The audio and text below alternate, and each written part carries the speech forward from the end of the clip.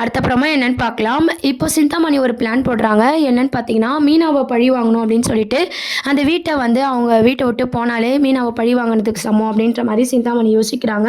அந்த ஃபினான்ஷியர் கிட்ட போய் பார்த்தீங்கன்னா, 24 மணி நேரத்தில 38,00,000 குடுக்கணும். அப்படி குடுக்கலன்னா அந்த வீட்லேருந்து எல்லாரும் காலி பண்ணணும் அப்படின்ற மாரி நோட்டீஸ் அனுப்ப சொல்றாங்க. அந்த ஃபினான்ஷியரும் பார்த்தீங்கன்னா நோட்டீஸ் அனுப்புறாங்க.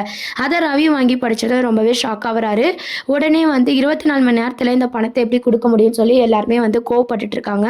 அந்த டைம் நம்ம மனோஜ் என்ன ஐடியா குடுக்குறாருன்னா, வீட்ட வித்துடலாம். வீட்ட வித்துட்டு பணத்த நம்ம குடுத்துடலாம் அப்படின்ற மாரி சொல்றாங்க. இத கேட்டதும் அண்ணாமலை, இதுக்கு நான் செத்தே போயிடலாம். வீட்ல இந்த மாரி ஆளுங்கள வச்சு நம்ம என்ன பண்ண முடியும்? இவங்களால தான் நான் நடுத்தெருக்கு வந்துட்டேன் அப்படின்னு சொல்லிட்டு விஜயாவையும் மனோஜையும் பார்த்து அண்ணாமலை வந்து ரொம்ப வருத்தப்பட்டு பேசிட்டு இருக்காரு. நம்ம மனோஜ் பேசுறத கேட்டு முத்து, ரவி 2 பேருமே கோவப்படுறாங்க. நாங்க ஃபினான்சியர் கிட்ட பேசுறோம். பேசி டைம் வாங்குறோம்ப்பா. நீ ஒண்ணும் ஃபீல் பண்ணாத அப்படின்னு சொல்லிட்டு முத்து, மீனா, ரவி எல்லாருமே வந்து பார்த்தீங்கன்னா பேசிட்டு இருக்காங்க. இதுக்கு முழுக்க முழுக்க பார்த்தீங்கன்னா, நம்ம மனோஜ் இடியட் மாரி வந்து பார்த்தீங்கன்னா, ரோகிணி பக்கம் வந்து சேர்ந்துட்டாங்க. இப்ப ரோகிணியும், சிந்தாமணியும் சேர்ந்து தான் இந்த மாரியான ஒரு வேலைய பண்றாங்க. முழுக்க முழுக்க சிந்தாமணி பார்த்தீங்கன்னா, அந்த வீட்ட வந்து அவங்க பேர்ல மாத்திக்கணும் அப்படின்ட்டு அந்த வீட்டு மேல இருக்க ஆசையிலயும், மீனாவ பழி வாங்கணும்ன்ற எண்ணத்திலயும் வந்து இப்படி பண்ணிட்டு இருக்காங்க.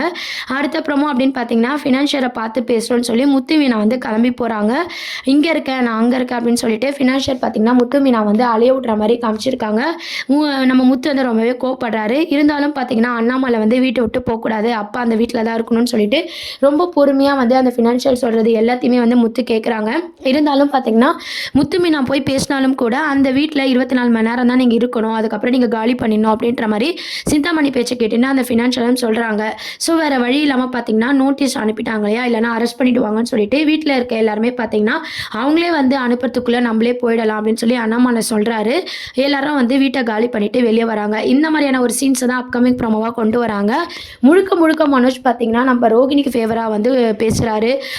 அவங்களுக்கு சப்போர்ட் பண்றாரு. ஸோ கோர்ட் சீனை வந்து கொஞ்சம் தள்ளி வச்சுட்டு வீட்டோட பிரச்சனையை தான் வந்து இப்போ மெயினாக வந்து கொண்டு வந்திருக்காங்க சிறையடி காசி சீரியல்ல. இப்போ எல்லாருமே வீட்டை விட்டு வெளியே வராங்க. எங்கே போகிறாங்க அப்படின்றத பேஸ் பண்ணி தான் அடுத்த ப்ரோமோ இருக்கும்.